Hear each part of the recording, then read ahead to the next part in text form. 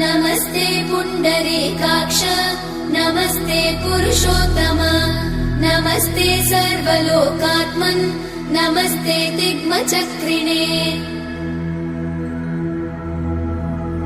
नमो ब्रह्मण्यदेवाय गोब्राह्मणहिताय च जगद्धिताय कृष्णाय गोविन्दाय नमो नमः।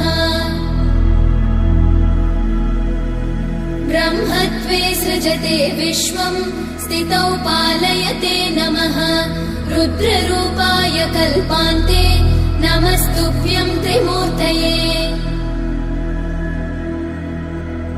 देवायक्षासुरा सिद्धा नागा गन्धर्व किन्नरा पिशाचा राक्षसाश्चैव मनुष्या पशवश्च ये।